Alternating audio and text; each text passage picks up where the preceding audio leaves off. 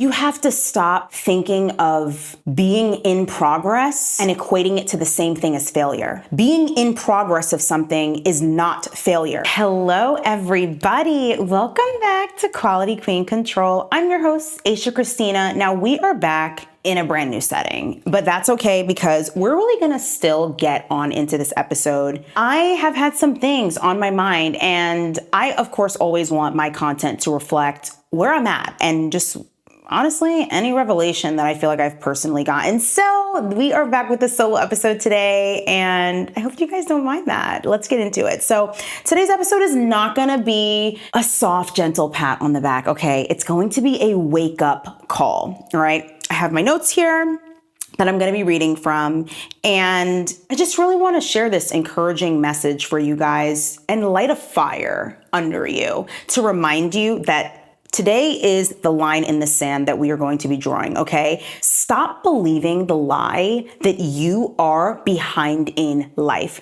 How many of us can actually attest to this? Feeling like, oh my gosh, everyone is doing this. What am I doing with my life? Am I where I'm supposed to be? Especially if you are someone in your mid to late 20s, into your 30s, where it's literally the wild, wild west. Everyone is in a different position. So yes, if you are ready for some tough love, okay, for some truth, it may sting, but it's gonna set you free. So stay with me, okay?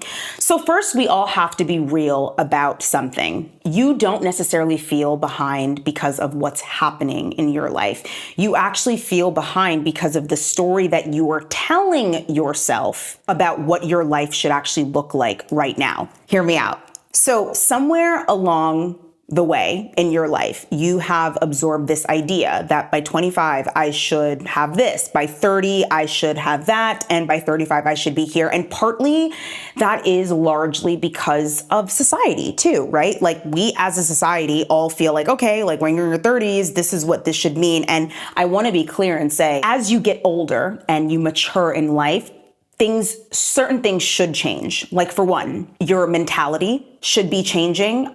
Your stability also you should be maybe finding a little bit of footing in terms of maybe having an idea of where you want to go, or maybe you might be switching things up and you're more experimental, but you have more wisdom. You've acquired more wisdom on your journey.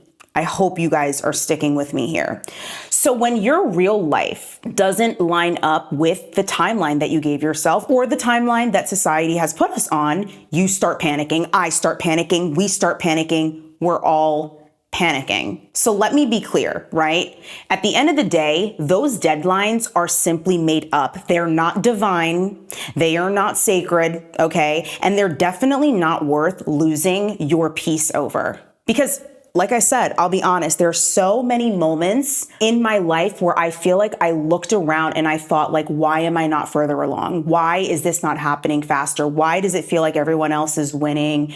And I feel like I'm waiting. And it's not even in the sense of, oh my gosh, I'm jealous or I'm envious of anyone. Because let me know also in the comment section down below if you are someone like me where it's like seeing other people win is motivating for me because it shows me what's possible. I don't look at people and envy them and feel like, oh, well, I want that. This person shouldn't have it. Or, man, this person's going to take this from me or that from me. No. Seeing other people win shows me that it's possible, but it is me versus me in my life. And so when I'm thinking of my timeline, I'm thinking of where I want to be myself. And then for added context, when I find myself stuck in that comparison trap of feeling like, dang, well, I feel like, this person is doing this, and it doesn't even have to be anyone I know. It could literally be celebrities or just random people that you tend to admire on the internet. And it's like, wow, like things are going so great for them, it seems like. And, obviously we only see people's wins in life, mainly on social media. So you start to compare yourself like, man, it feels like this group of, 28-year-olds is doing this and yada, yada. And I'm here to actually sit here and tell you guys, one, life is just so funny. You never know, where the journey is going to take you. I went through the roughest 3 months ever. January hit me hard, out of nowhere. And now I'm here in my own place, all the different things. And it's just so funny because I've always wanted my own place. I've been living at home and all the things. And it's you never know when your time is going to come for you, when the right time is going to come for you to branch out and do this. And you see people that are, buying houses at 20, 21 years old and all the things. And it's but does that align with your lifestyle? Is that something that you truly actually want to do? Every time I found myself kind of spiraling down that path or having those, train of thoughts, I noticed that it was my own expectations, okay? I was measuring my success based on a timeline that didn't even belong to me. Based on a timeline that did not belong to me. You don't know when things are going to turn around for you. You really don't. Because all of a sudden you turn around and you realize, wait, that was for that person. And you don't want to you don't know what people have had to do in order to get to where they are. And that's not saying it in a shady way. I mean that even in trials and tribulations that people have had to endure to reach the level of success that they have, you don't know what they had to go through. You don't know what they had to experience. And so you should never be envious or anything. I understand comparing, and sometimes when you fall into the comparison trap, some people, it's difficult for them to be objective. That's one of my strong suits, but that comparison tends to turn into envy and jealousy and strife and them starting to, spiral down a path of feeling like other people don't deserve what they have. And you start nitpicking at them and trying to find flaws to make yourself feel better. But every delay that I feel like I used to cry about, it was actually just redirection. It was protection or preparation, every single one of those things. I am glad that in my 20s, I did not get certain things that I desired, or even that I thought I desired, or even the relationships that I thought that I desired. I'm glad that none of those things worked out. And yes, you can only feel this way in hindsight, right? When you are able to kind of take a step back and be like, okay, this is why this didn't work out. But yeah, while you're on the journey, I'm not going to lie, babe, it is uncomfortable and it does feel like it does suck. But like I said, you are not behind because at the end of the day, growth happens below the surface before it actually shows up on the scoreboard, okay? Success is actually cumulative, not instant. It is the summation of all the little things you're doing on a daily basis that gets you to where you are. How many of us can say that we are currently living in some of our answered prayers? But we tend to forget that because it's dang, even where I'm at still right now, it's not where I want to stay. There's so many other things that I want to acquire in my life. There's so much more success to go. And yet we feel robbed of being able to celebrate those wins because we're comparing ourselves again to where we want to be and how far we are from that. And I think we sometimes think that that's a motivating factor. And for some, it may be. But there is significance in stopping and smelling the roses and also giving yourself flowers. I'm telling you this also from experience because I remember even when I reached 100,000 on YouTube and I was happy, of course, but I was like, okay, what's the next thing? What's the next thing that I'm going to be doing? And that's what I was pretty much focused on. But at the end of the day, I realized that I was continuing this pattern of not wanting to celebrate anything that I was doing because for some reason, I think it felt to me like it was just going to stop there or what have you. I don't even remember what my mentality was really then, but I want you to think about it. If a farmer plants a seed and doesn't see it sprout on day 2, does he rip the seed out off the ground and call it a failure? No. Because he knows that it is growing. He trusts the process. He keeps on watering. He keeps showing up. That is the name of the game in life. It is resilience. What are you going to do? Yes, you might not see an immediate ROI, but you have to keep showing up. And there will be times where you are required to pivot, and you have to have discernment on when to pivot in your life. You have to determine what that's going to look like, when that's going to be. If not, you can end up going in circles. Jasmine Sullivan. Like, you can end up going round and round in circles and not realizing, okay, I'm circling the drain here. What needs to change? Wherever your attention goes, obviously your energy is going to flow there, because that's what you are watering. So what would life look like if you were watering if you were watering the right things in your life? What would life look like if you did the hard things? When we avoid doing hard things, when we avoid challenges, what will happen is you will end up being a very emotionally stunted person. You don't know how to emotionally regulate. You don't know how to deal with adversity. You don't know how to deal with challenges. You don't know how to problem solve, all the bad things. When you are constantly avoiding the challenges and the hard things in life because you just don't want to do it, and it's just, it's just so hard, and all these different things, do you think that no one else goes through hard things in life? Are you okay? Are you kidding me? Do you think that you're the only person that has ever had trials and tribulations in your life? You're not. You're not the only person. Tough love, but it's true. Because at the end of the day, on this podcast, on this platform, we're not victims, okay? So at the end of the day, this is the hard truth that people need to understand, is that you are not a victim, okay? You don't have to just sit on by and watch life happen. You can get in the driver's seat. And at the end of the day, you have to keep showing up no matter what. That is the number one lesson that I feel like I've learned, even in the whole duration of me being on social media, is getting up. There were times where I didn't. And I feel like I folded and I just kind of disappeared, and I felt so overwhelmed by my circumstances, and I didn't really know what to do and how to show up because I felt so overwhelmed by whatever it was that I was enduring at the time. And I feel like I let that kind of, take over. But I learned that responding the same way to all adversity that you face does absolutely nothing for you growth-wise. It does nothing but waste time, and it makes you weak of a person. It makes you weak. You will not be able to handle any challenges. You will not be able to handle adversity. The first person that calls you a name, you claim you want to be on social media. The first person that says you're ugly, I don't like your wig, girl, why are you filming in your parents' basement? When are you going to move out of your parents' house? Girl, you look so old to be 25 years old. Why do you wear your makeup like that? Girl, your eyebrows are uneven. You're going to quit? You gonna give up? But you said that's what you really wanted to do, huh? Make it make sense. When you keep showing up, because that's what you have to do. Most people quit when they are 80% of the way there.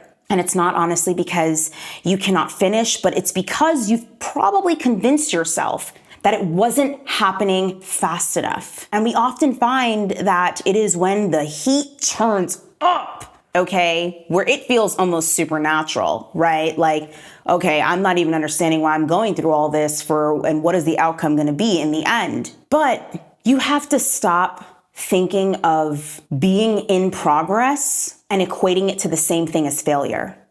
Being in progress of something is not failure. And people will have a lot to say. People always, they always want to have their opinions. And guess how many bills you can pay with that? Absolutely none. There will be people on the journey that will literally try and pass their judgment on you and what you're doing and what they think you should be doing and how your life is and and all the things. You have to, it's just noise. It's just noise, and let it just be that. Because a lot of the people that are usually saying something negative or whatever the case is are projecting their own, belief systems or unbelief onto you. So when you compare yourself to other people and you're feeling like, oh my gosh, maybe people are saying things about you. So what? Maybe people are saying, oh, girl, well, what is she really doing? She hasn't even been doing this. I feel like, how has she really been growing in her life?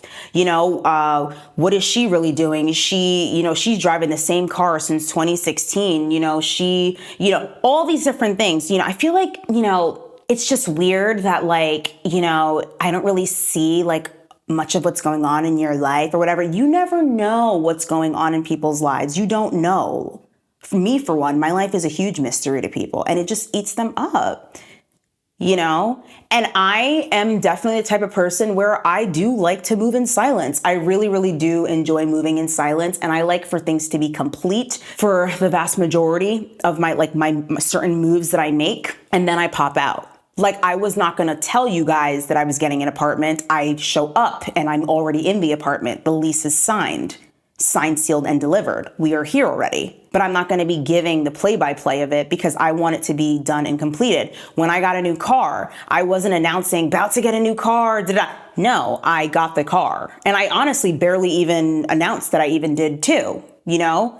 So the thing is, you just never know what's going on. And you'll have people in the background, maybe haters, speculating, oh, what is she really doing? Like, is she, really doing this? Are you really working? Especially as a creative, you will have a lot of people that have these opinions of you. If you are someone that's a creative person, like, oh, I feel like you don't really work. Like, what's like your deal? Because as human beings, we tend to not like whatever we don't understand.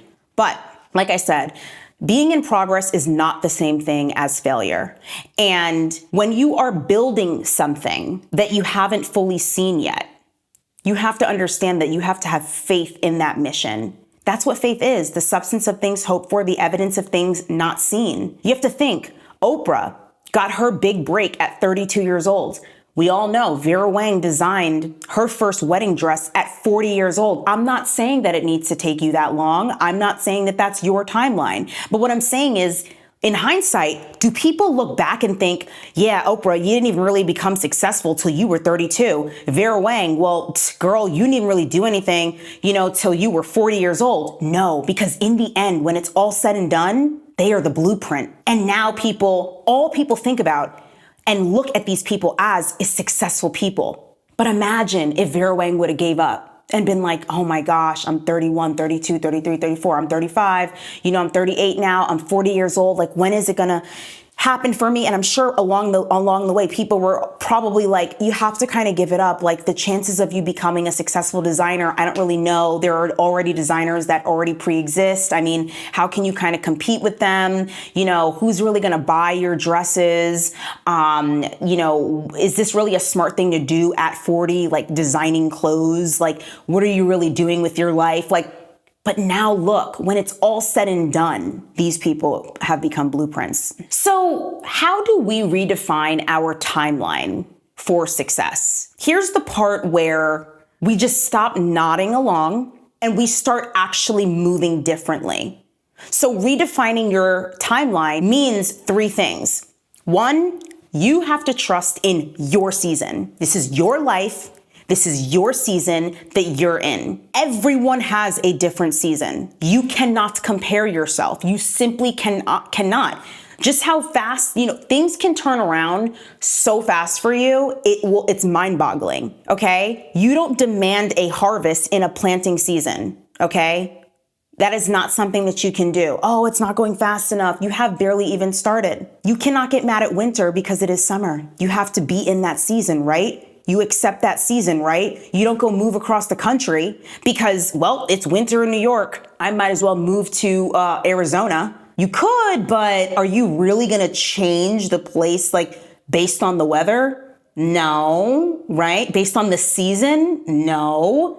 You honor your season. You prepare for that season. You get a coat in the winter. You wear shorts and shades in the summer. If it's a season of building, then build. It doesn't matter what it looks like. Right now in my own life, I'm in a rebrand. I'm in my 30s now. I'm rebranding everything, all my socials, everything. You're going to see if you are following me along in the journey, then you have an early front seat. But all the people that may have fell off along the way, all the things, that is okay. Those people are not my tribe. But at the end of the day, I am still going to be building in my season. If it's a season of waiting, wait with expectation and not despair. Do not let the waiting season turn you into being hopeless. Because there is no way, there's no motivating factor in being hopeless in any capacity. Next, you define success by who you are becoming, not just what you achieve. We tend to forget that. Who you are becoming aside from what you achieve. Let me tell you this. I have known a lot of people that have achieved a lot of great things, ostensibly, a lot of great things, making lots of money, achieving, getting this house and, moving to this country, all the things.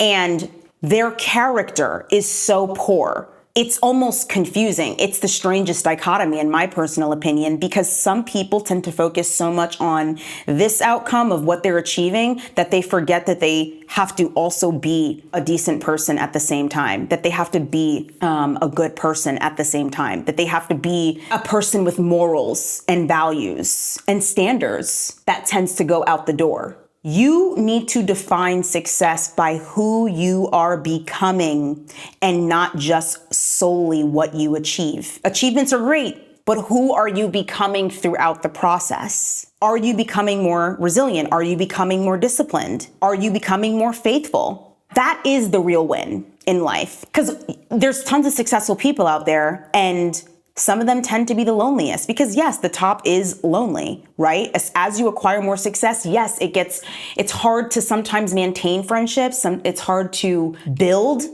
certain friendships, especially the older that you become, to really solidify that trust in people. Because when you become the kind of person who can handle success, the success has to come, okay? It's inevitable. You need to move every day like someone who believes that their breakthrough is coming, that their breakthrough is around the corner. Because here's the truth, you don't get to control the timeline. We all know that. We are not in control of the timeline of our lives, but you do get to control your consistency. And when you stay ready, when you keep sowing, even when you're tired, even when you feel unseen, even when you're doubting yourself, even when people are unsubscribing to your channel, even when you're confused about, the pivot that you made in content, even when you feel like, you're not really sure how you're going to show up on social media. Hello. Even in all that uncertainty, maybe you're coming out of a job transition, or, maybe you are, just wanting to switch things up. You thought you wanted to go to school for this, but then you ended up changing your mind. Your opportunity will show up and you'll be ready to step into it. I was talking to my god sister the other day, and I was like, I know for my life that there is no opportunity that I can kind of manipulate my way into. And I'm not saying manipulate in a negative context. I mean, just like be very hands-on and micromanage. That has been successful for me. Any opportunity that I've ever gotten that has been great has just fell into my lap. I did not go out of my way to try and facilitate it. That's just not my journey in life. Some people can be super calculated about how they're going to do this, and this, and then that formula works for them. I am such a passionate person, and I'm just the person that God just drops the most random opportunities in my lap, and that's just how it goes for me. And in the meantime, I show up as my authentic self, and that's my due diligence. So remember this, most people miss their moment because they weren't ready when it came. You will not miss yours. You will not miss your moment. Because here's what I want you to do after this episode. Choose one area in your life where you've been saying, I am behind. It might be your career. It might be in your friendships. It might be in your finances. It might be in your health. And instead of saying, I'm behind, I want you to say, I'm building. I'm growing. I'm preparing, and I'm becoming. Because words matter. It even says it in the Bible, right? Life and death are in the power of the tongue. Words matter. They have an effect on you. That's why I very much am a big believer in words and words of affirmation, because there's an energy that is created, spiritually, where things really just start to feel like they're picking up momentum when you're feeling motivated and you're having a great day, and someone says, even if it's a compliment, or someone just even compliments you on your work, what you created was so beautiful, or, you've been working so hard. Like, I see you, I'm giving you your flowers. That adds momentum to you. Words matter.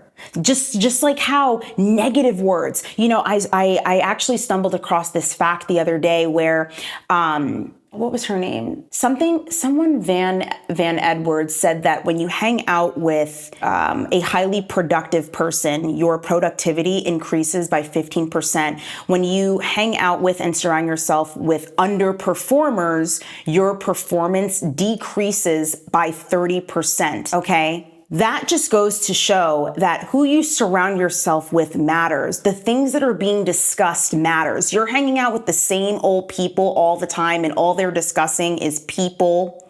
Okay, they're discussing yeah, I bet you her bag isn't real. There are really people, there are adults that fixate on this. Oh, well, I don't think her bag is real. How much did you think she paid for her car? Do you think her man really has money like that? Wow, she copied me. I got a black wig. Now she has a black wig. Yeah, I think she lost weight because I decided to lose weight. Do you think she's on Ozempic? Do you really think that she lost weight naturally? Like it's just so petty and ridiculous. And yes, arguably there are two sides to a coin. There are also people that maybe are successful and they are bored out of their minds. And the only thing that they can really discuss at the same time is other people. But don't be that type of person, because what are you building? What are you building when you're sitting there talking about that? I'm not saying you can't have regular conversations with your friends, but I mean, when the backbone and the foundation of some of your relationships is built on making fun of people and constantly scrutinizing other people and hate watching people and being competitive and, trying to throw subliminals on Instagram. Like, what world are you really living in? Grow up. Okay. So like I said, at the end of the day, words matter. The story that you tell yourself creates the reality that you live in. You're not behind. You are becoming the version of yourself who is ready for everything that you prayed for. Like I said, there will be naysayers, okay? There will be people also that will challenge your timeline because it's not going according to their timeline in their heads. And when you get there, not if, but when, you'll be able to look back and say, it didn't happen the way that I thought it would. It happened better. It happened right on time. I want you guys to stay in the game because your time is coming. Do not give up. Your time is coming. Like I said, most people give up when they're 80% there. And if there's something that I can extract from all of the hell that I went through in the past 3 months, is that show up anyway. Be resilient anyway. Do not back down, because you do not want to miss the character that is being built in the times of adversity that you are going through. You want to be emotionally resilient. You want to have high emotional intelligence. You don't want to fold at every negative comment, every rumor you heard about yourself, every projection that was given to you. You don't want to be that type of person. So if this episode has lit a fire under you, share it with a friend who needs this reminder too. And if you want to dive deeper into building a life that you love, okay, not just one that looks good from the outside, be sure to subscribe and also leave a review. I am so proud of you. Keep going.